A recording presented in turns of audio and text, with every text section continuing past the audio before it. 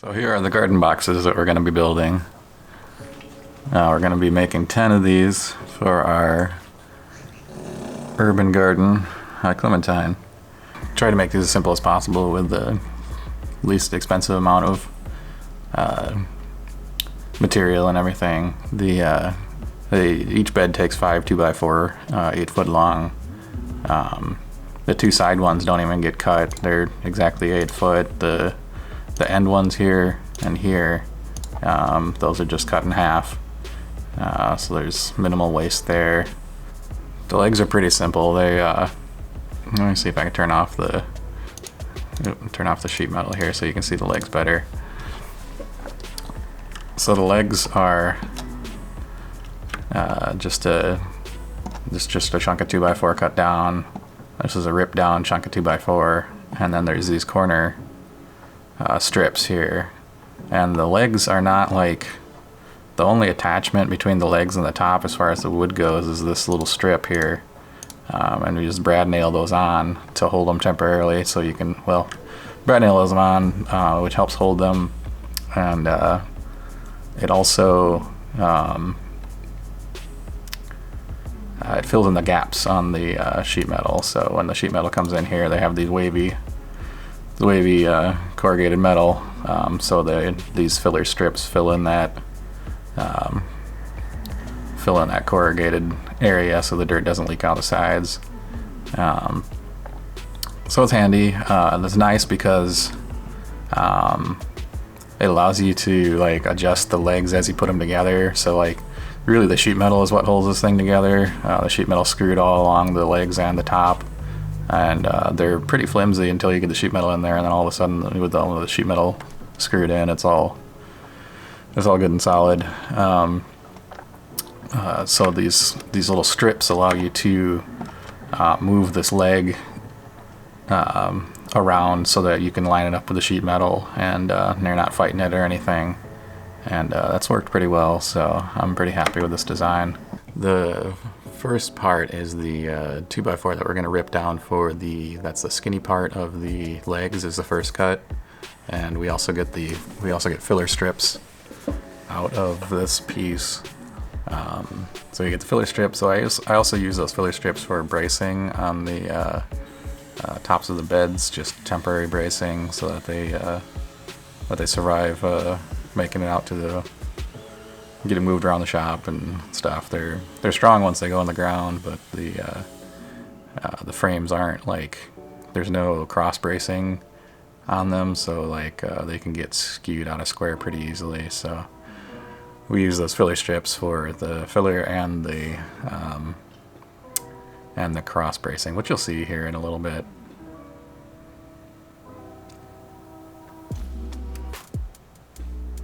So here we're making the first cut for the filler strips. I only showed one of these cuts because it's basically the same thing over and over. I really need to work on my fence and my saw here. It's not always square, and I need to adjust it so it works properly. But this is making the rip cut for the filler strips. The next step after this is just basically turning that board sideways and ripping it down into smaller chunks, so you get a bunch of filler strips out of it.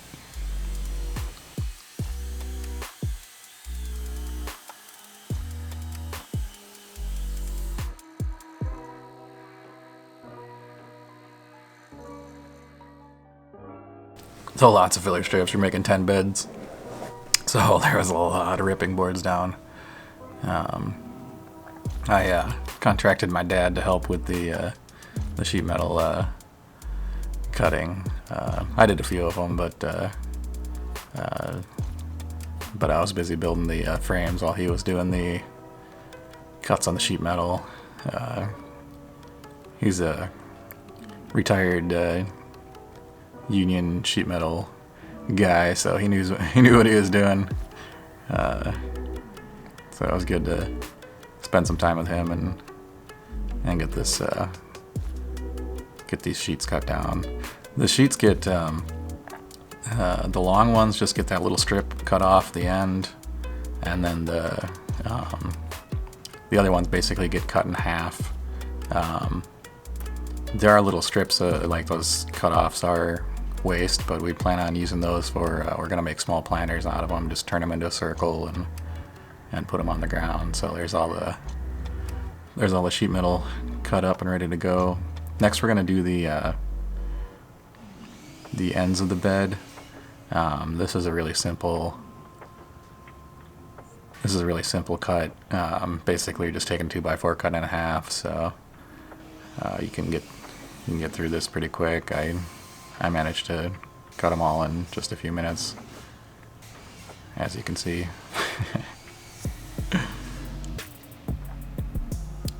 So then it's time to assemble the tops. The tops are just here's my safety supervisors making sure I put on my knee pads. The tops are just two full 8-foot 2x4s and the cut down in half 2x4.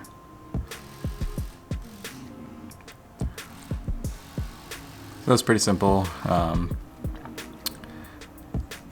I did have some issues on some of them with it splitting the wood. I probably should have pre-drilled, but didn't really feel like taking the time. I did figure out that if you drill them just right and stay away from the ends, you can keep them from splitting. So I was able to get those done pretty well. I tried to pick I tried to make the legs and the sides out of the squirreliest boards, the ones with the most twist and stuff in them, to save the good ones for the long sides of the bed. That worked pretty well. Here, this is the putting the braces on them, so that way they stay square and you don't have to like be out in the garden with a square trying to make sure they're squared up when you're putting them in the ground. And Ethel's there giving me orders, complaining about the work I'm doing. She's a grumpy old lady.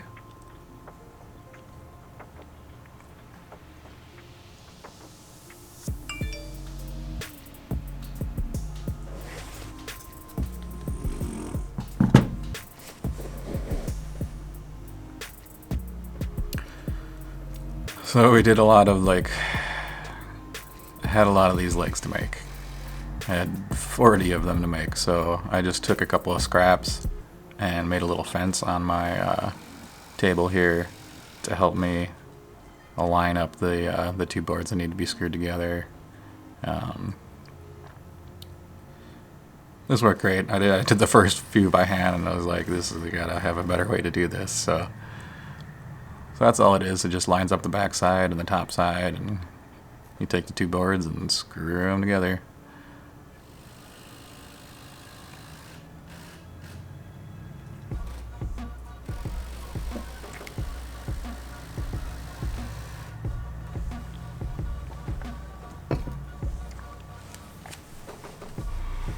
You can see I'm making quite a pile of them there. I use these Deckmate screws, which are they're pretty good. They've got the star driver on the top, and each box comes with a bit. And I think I used like 3 boxes of them, and I think I just stayed with the same bit, and they worked pretty well.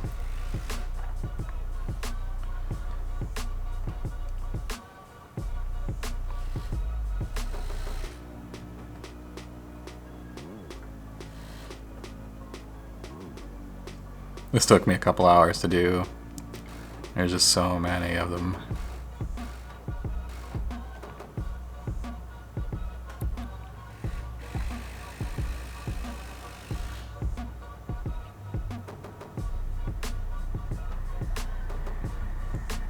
Lots of legs.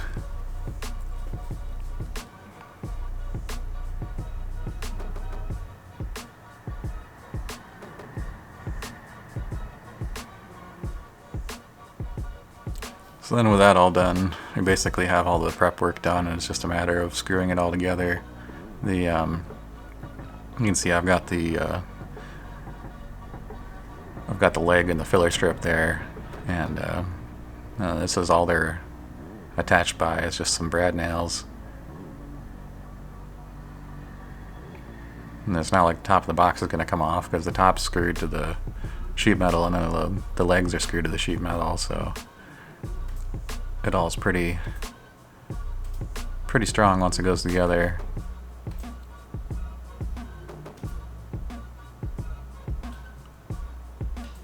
And the nice part about this is that the legs are just on there with the filler strip, so like if the legs aren't totally square when you put them together like this, the sheet metal will actually square it up. So the sheet metal fits the top side of the frame, and since it's cut square, everything gets squared up in order for it to fit. So the legs move around a little bit as you're putting you can manipulate the legs to get the sheet metal to fit, and that makes the whole thing squared up and everything.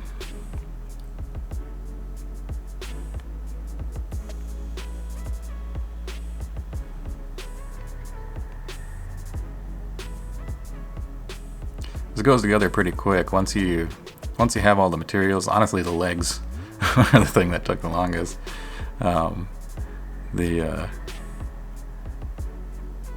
Once you get all the materials cut, there's just screwing together.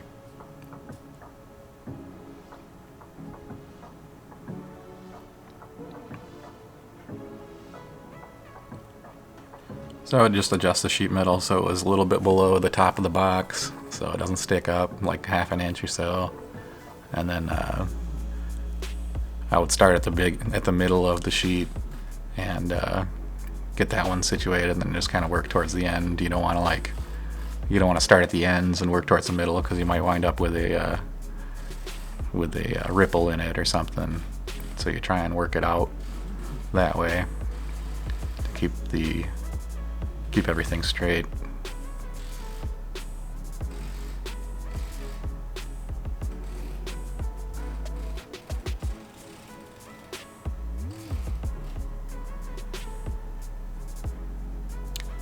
And here we're putting the side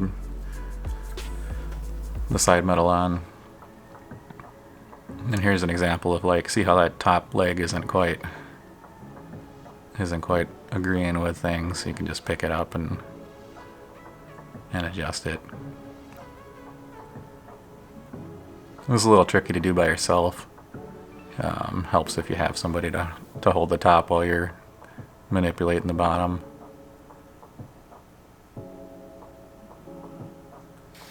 But usually on these, I just get one screw in it somewhere, usually on the bottom corner like that, so that you get the bottom corner where you like it, and then you can tweak and adjust from there.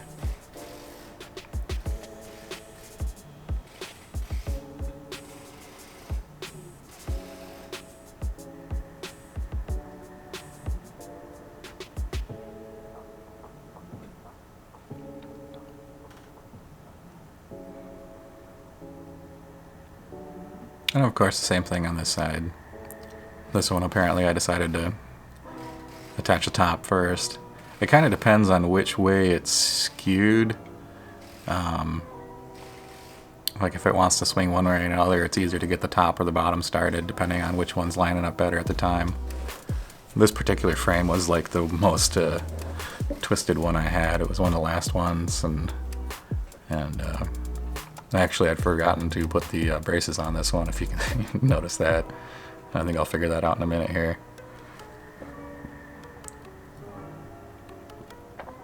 These are a little tough to move by yourself, because that bottom part's unsupported and it's just sharp metal.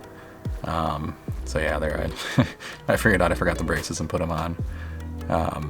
So definitely, and actually the first one of these I built on the bench by myself, and I got about halfway done, and then I couldn't I couldn't move it. So because you can't really pick it up on the metal in the middle like that, like I was just doing, because you're gonna bend the metal and crease it and stuff. So you need a helper for grabbing the other side. But on the ground you can wrestle it around and manage, but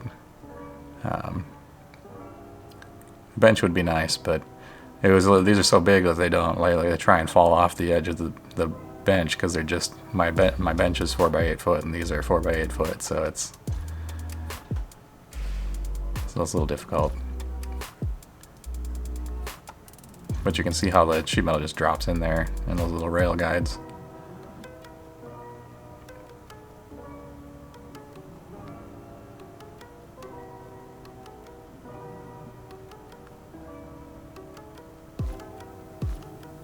I should mention I used pressure treated lumber for this.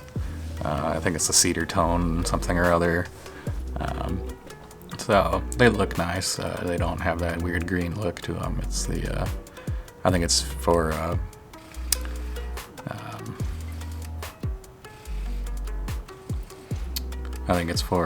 decking and that kind of stuff.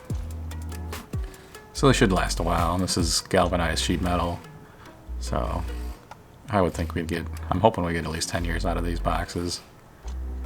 We'll be adding to these boxes too. This is not going to be enough. We've got a 1/4 acre to fill up, and this isn't even going to make a dent in it, but we're just trying to get something going for this year. So that's the boxes together, and the next thing to do is we're going to go put them in the ground and get them set up. We got to till the ground a little bit. We're going to get a tiller, borrowing one from a friend.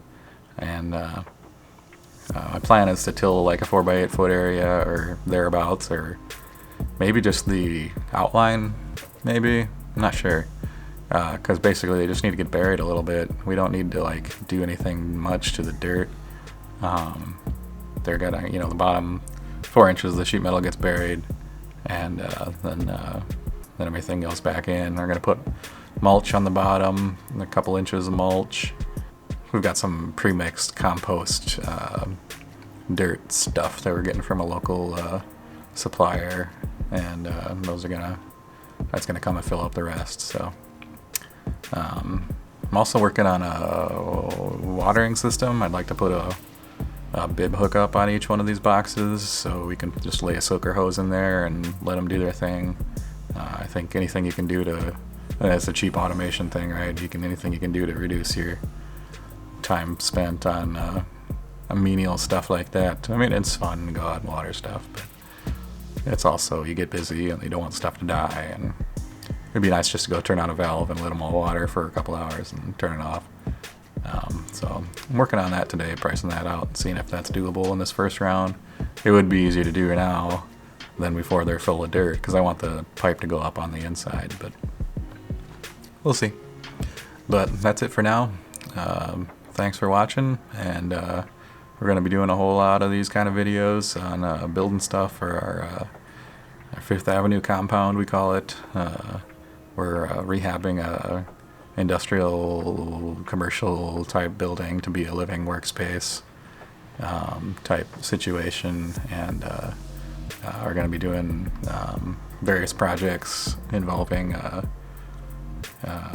the remodel here, building kitchen countertops, got a concrete. I've got a big cast kitchen island thing that I've got designed out that we're going to be doing. So if you like it, thumbs up and subscribe, all those good things. There's a bell thing, I think. I don't know, you can do that, I guess.